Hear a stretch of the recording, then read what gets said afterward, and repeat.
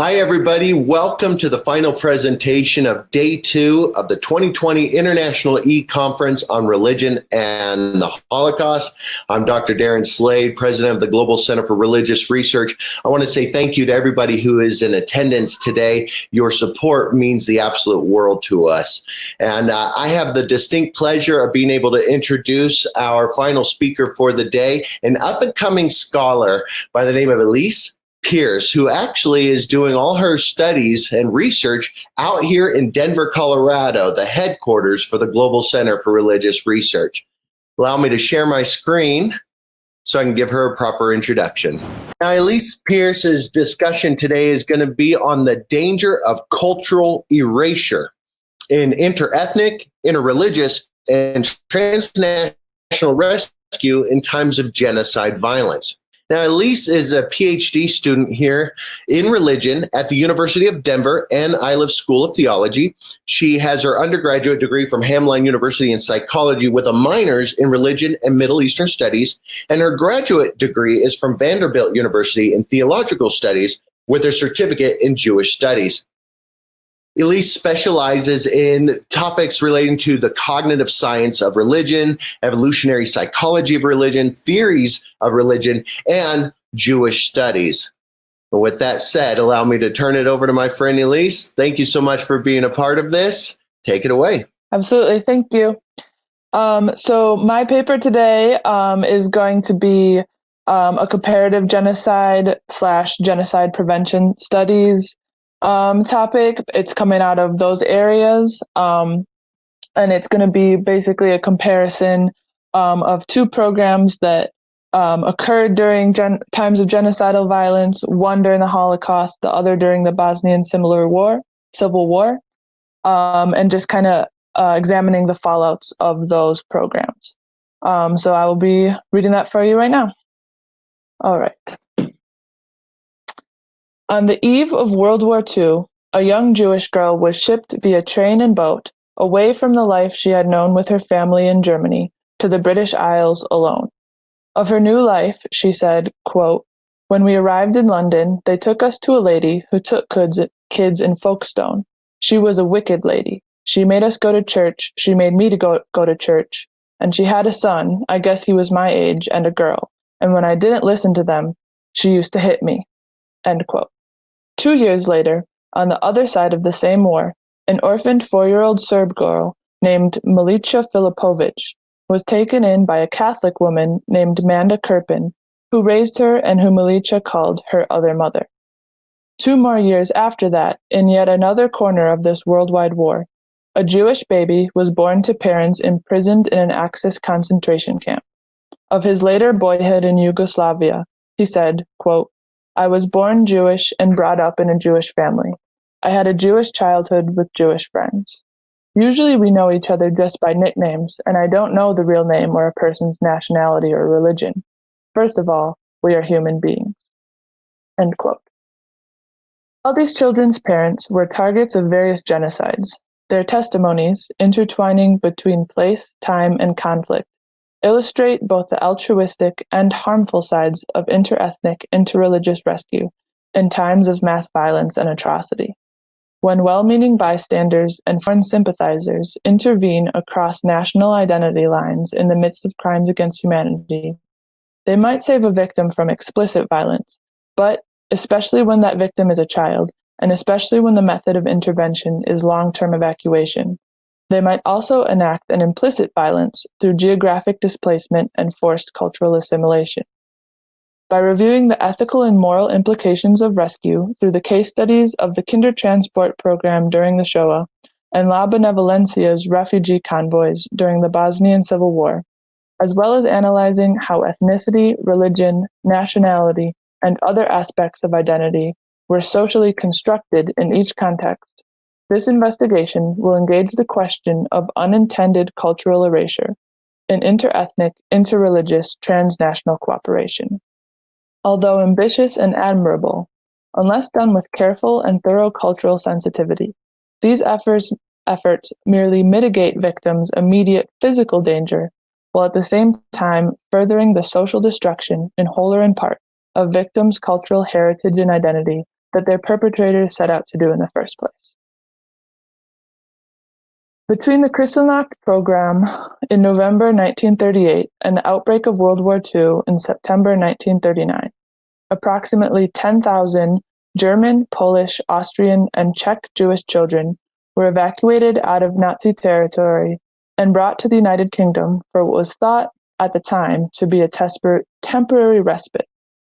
Having undergone increasing anti-Semitic persecution along with their families under Hitler's Third Reich, the escalation of violence on Kristallnacht prompted many parents to send their children away for their own safety, even if, due to strict emigration laws, they themselves could not immediately follow. Quote, Kristallnacht left them in no doubt that securing physical survival had to take preference over attending to the emotional needs of their children. End quote. The United Kingdom was one of the few countries that relaxed their immigration standards in light of the growing persecution of Jews under the Nazi administration. Yet even so, its Kindertransport program stipulated that at-risk children would be eligible for refugee status only if unaccompanied. For most parents, this difficult and desperate decision was the only one possible, but many believed they would be able to rejoin their children shortly once their own emigration hurdles were cleared. That for about 75% of Kindertransportees, they would never see or hear from their families again, and for the 10,000 Jewish children who were saved in this way, 1.5 million were murdered in the Shoah. Arriving in the United Kingdom, those that had been lucky enough to escape the Third Reich further relied on luck in the type of accommodation and care they received in their new homes. The British organization overseeing the Kindertransport program had a mixed record of assigning adequate placement for the children, with some going to hostels or group homes, others being auctioned off to foster parents or sponsors on the basis of their physical potential as farmhands, and yet others receiving temporary or permanent adoption into loving families who treated them as one of their own. No matter the exact circumstances, nearly all Kindertransport children in the United Kingdom face the challenges of an unfamiliar language, culture, and climate, and many times religious affiliation too. Further, when war developments led to the German aerial bombing blitz of England from 1940 to 1941, some Kindertransport children, along with many native English ones, were uprooted from urban areas to the countryside to reduce their chances of being struck by bombs. This represented another, often traumatic adjustment these children had to make. Long-term studies of Kindertransportees have revealed the social and psychological damages that their wartime experiences incurred on them. Even as adults, these individuals have shown a high prevalence of attachment disorders, emotional relatability problems, survivor's guilt, delayed grief and complicated mourning, forced early maturity, anxiety, depression, post-traumatic stress disorder, and other pathologies. Some children were separated from their parents from as young as 4, and so were unable to comprehend the necessity of leaving, and thus developed feelings of rejection and abandonment by their parents. Coming as they did from an environment where Jewishness was taboo and therefore had to be minimized, the children were already accustomed to a fair degree of self-sufficiency and knew not to draw attention to themselves. However, this became exacerbated in their refugee context, where they were expected to display gratitude toward their sponsors, not make any trouble, and maintain a quintessentially British stiff upper lip while keeping calm and carrying on.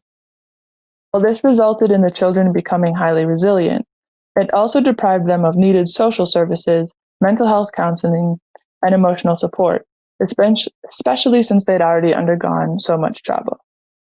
Finally, because civilian information from Central Europe was so scant to come by, and because the Nazis' atrocities were so secretive, most children never knew what became of their families when they did not return to retrieve them at war's end, and had to experience the horror of learning about death camps and gas chambers decades later when this information was more widely publicized.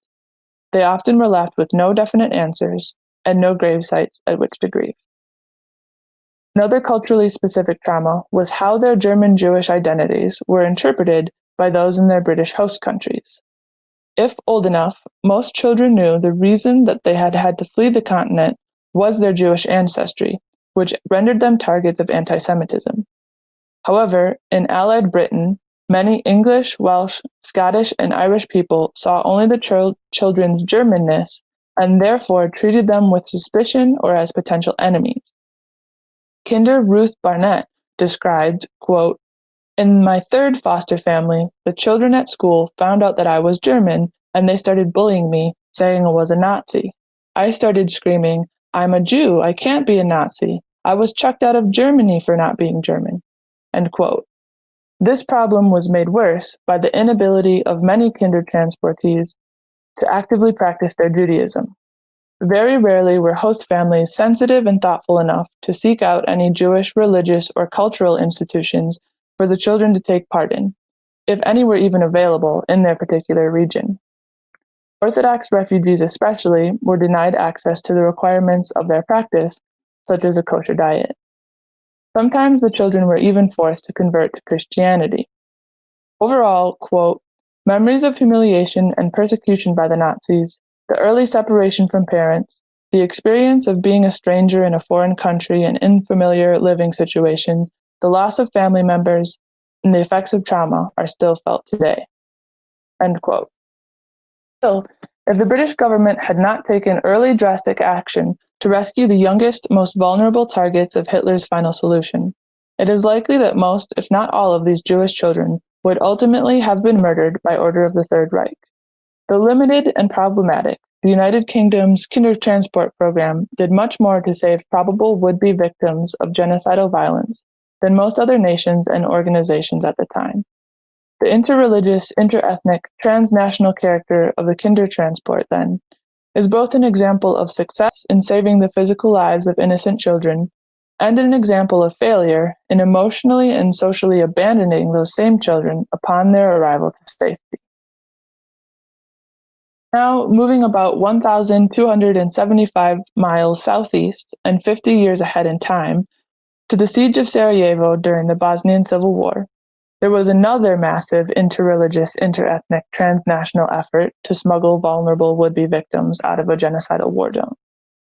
Between 1992 and 1995, the Jewish humanitarian aid organization La Benevolencia arranged a series of convoys transporting a total of approximately 2,300 Bosnians, less than half of whom were Jewish, away from the conflict and out of the country.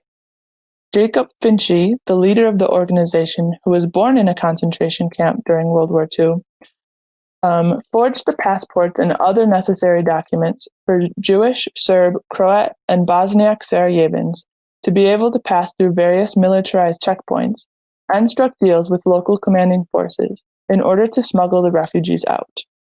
Some escapees sheltered in adjacent countries to wait out the conflict, yet many others immigrated to Israel thanks to Finchie securing them visas there. It is quite likely that if those that were evacuated had not gone, they would have been in significant danger of direct or attritional violence during the longest blockade of a capital city in modern history. For those who remained in besieged Sarajevo for the 1,425-day duration, La Benevolencia acted as a generalized charity society, providing food service, postal service, first aid, pharmacy services, radio communications, and cultural and educational programming free of charge to whoever needed it, but in particular to the elderly and poor populations. They were externally funded in part by the American Jewish Joint Distribution Committee and by Jewish World Relief, but on the ground in Sarajevo, which was largely barricaded from outside, they had to implement everything on their own. The gymnasium of a synagogue was used to stockpile and distribute supplies, from which the group was able to front about 40% of the total medicine required for the whole city for the entire war. And because of the perceived neutrality of a Jewish ethno-religious identity during the war, La Benevolencia was able to operate with less obstruction and contention than most other activist groups and to offer aid to all people indiscriminately. Quote, "None of the warring sides stopped the white panel truck with the blue menorah that puttered between Sarajevo and the La Benevolencia Logistics Center." End quote. So while there were other examples of religious or ethnic-based aid organizations at work during the conflict, La Benevolencia was in an auspicious position to do so most successfully. The group was established in 1892 as an educational and humanitarian society that raised scholarships for Bosnian Jews to study at universities in more prestigious parts of the Austro-Hungarian Empire, and then bring that education back to the benefit for the local community. However, following the communization of Yugoslavia in 1946, La Benevolencia was banned due to its religious classifications, although it continued to operate secularly under a different name. Then, with the breakdown of the Soviet bloc and subsequent Yugoslavian dissolution and impending civil war of the 1990s, the group was allowed to operate openly once again. Many of the leaders of La Benevolencia's Renaissance were survivors of the Shoah, and some had been members of Tito's partisans' resistance group. Therefore, when conflict threatened them directly once more, these individuals were specially equipped to respond. A journalist covering the observance of Passover in the midst of the war reflected, quote, "While most Jews had fled Sarajevo in the early days of the war, a tiny band of Holocaust survivors and their offspring took the opening words of the Sarajevo Haggadah and every other Haggadah and put them to work. Quote again, all who are hungry, let them come and eat. All who are in need of fellowship, let them come and celebrate Passover with us." End quote. And La Benevolencia is still in operation, contributing to Jewish cultural and charitable projects today. So, looking at these two cases, the relative ease with which certain groups can cross identity boundaries to engage in interreligious and/or interethnic rescue during times of genocidal violence depends to a great degree on the salience and fluidity of those identities throughout a region's history. The role of racialized religious identifications in the Shoah, World War II, and the Bosnian Civil War contributed significantly to the likelihood or lack thereof of interreligious interethnic rescue and the form it took, as well as the fallout of those efforts after the fact. Often these factors were so sensitive to local micropolitics and to the way that isolated incidents of conflict were coded, i.e. as random disputes or as representative of interethnic relations as a whole, that rates of rescue from versus participation in genocidal violence could be total inverses of each other from one nearby region or town to another. Domestic and international rescue strategies had to be implemented through and around these various local understandings and attitudes, and the case studies of the Kindertransport and La Benevolencia show, quote, both potential and the limitations of civil action during violence, end quote. Under the Third Reich's Nuremberg laws, and building upon centuries of Western European anti-Semitism and racial theory, Jewish identity was based on ancestry, with anyone with 3 or 4 Jewish grandparents being defined as a Jew, regardless of confessional religious affiliation, conversion, self-identification, etc. Though Jews made up less than 1% of the German population, because of the Nazis' nationalistic pursuit of Aryan racial purity and various other fascist ideologies, ethnic ancestry suddenly became a subject of great concern. An identity that for many secularized German Jews was irrelevant or obsolete was rendered externally imposed, absolute, inescapable, and dangerous. Originally, Hitler's plan had been to economically and socially exclude Jews from German society to force them to emigrate. When that did not succeed, Jews were isolated into ghettos, then concentration camps, as the Nazis waged war in the East in search of more Lebensraum for the Aryan race. It was only following the Wannsee Conference of 1942 that Nazi leadership formulated its final solution to the Jewish question, meaning the total annihilation of the European Jewish population and that of other undesirable races through genocide. Because sheltering or aiding Jews was declared illegal by the Third Reich, any local interethnic, interreligious efforts were necessarily clandestine and decentralized. International intervention, such as the Kindertransport program, was only achieved just prior to the outbreak of open war, not during it. Thus, for Jews in the Shoah, race was unequivocal and rescue dubious. Yet Nazis were not the only perpetrators of ethnic cleansing against the Jews, and Jews were not the only targets of genocide during the conflicts of World War II.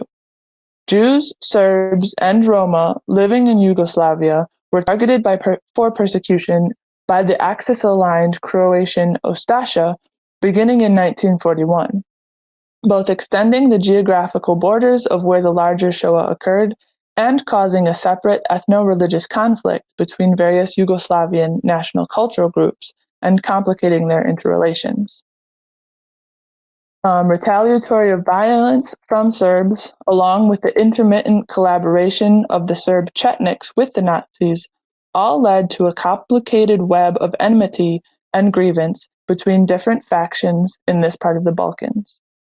Tito's partisans, a communist resistance army with remarkable ethnic and gender equality among its ranks, fought against the Ustasha, Chetniks, and Nazis in the war, and then constituted the ruling party in peacetime from the late 1940s to 1980.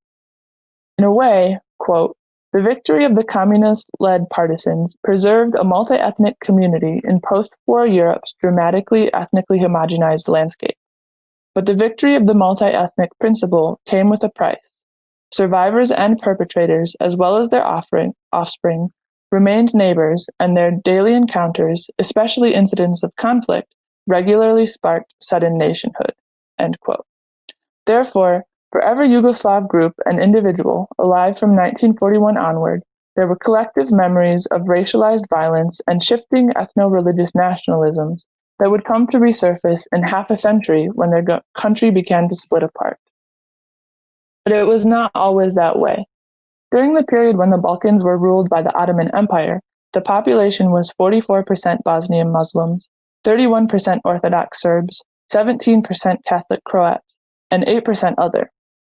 Sarajevo was the, quote, only European city to boast a mosque, a Catholic church, an Orthodox church, and a Jewish synagogue, all situated on the same square, end quote.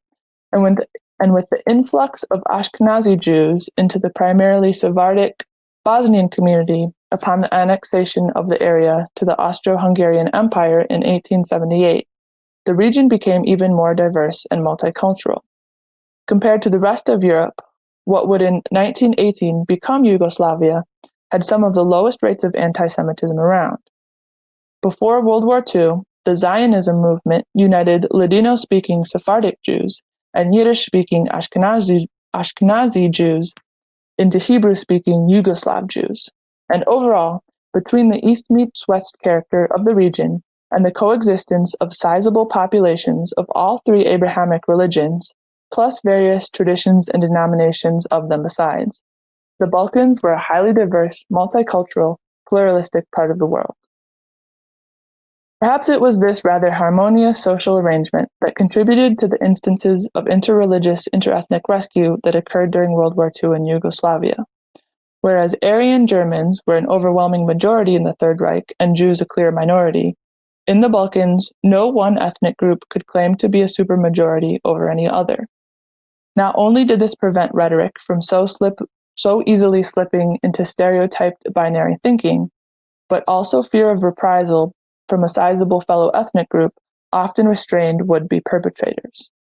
Much more so than personal morality, the existence of pre-war friendship that crossed identity boundaries was an important factor that increased the likelihood that Bosniaks or Croats would shelter Serbs from the Ustasha.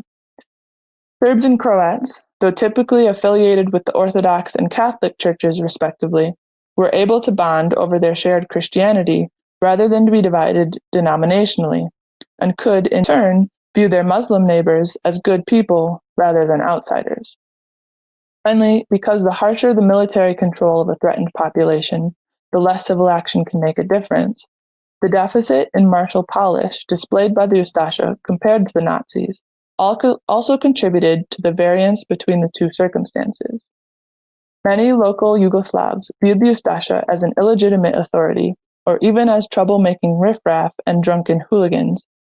So whereas Nazis could invade Poland and command the locals to hunt down Jews, very few in Yugoslavia would heed any order given by the Ustasha. Nonetheless, World War II and the year 1941 in particular left its mark on the country, while scholars are careful to point out that, quote, acts of violence create antagonistic perceptions of identities, rather than antagonistic identities leading to violence, end quote. Both types of social ruptures happened in this period, and both continued to resurface intermittently throughout the next several decades as Yugoslavia entered and then exited its communist period. Collective cultural memory, intergenerational justifications for grudges, and the continuation of nationalist ideologies from one mass atrocity to another competed with virtues of socialist unity and brotherhood, and inter-ethnic, inter-religious efforts to cooperatively rebuild civil infrastructure and physical houses of worship. When civil war broke out in the 1990s, rhetoric and symbolism that was retired after World War II was instantly called up and repurposed, such as the resurgence of the Chetnik movement. Just like the Nazis in their quest for Lebensraum, the Chetniks wanted an ethnically pure Serbia, an expansion of control to all areas of Bosnia with a Serb population. Bosniak Muslims and Catholic Croats had to be driven out, and if not driven out, killed. Though Bosnian Jews were not directly targeted in the conflict, their historical memory was appropriated, with Serbs referring to themselves as the Jews of the Balkans in order to emphasize their legacy of repeated victimization and to justify their racialized violence in that moment.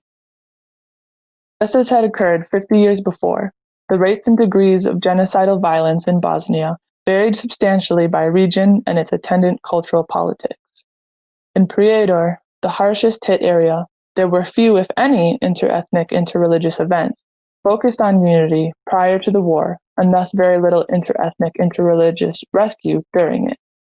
In Tuzla, a red city, or a socialist hub, there was a long-standing tradition of intentional interfaith events, public celebrations of different religious holidays, high numbers of interethnic marriages, and a general attitude of cooperation and tolerance that, quote, helped to establish spaces of normalcy and multiculturalism during the war, which allowed the Yugoslav spirit to persevere, end quote. Thus, when genocidal violence threatened, the city at large engaged in denouncing nationalist extremism, ripping their draft cards, broadcasting Antifa radio, and even burying their dead in a common cemetery with an interfaith funeral service rather than maintaining religious segregation. As a result, Tuzla was one of the least massacred areas.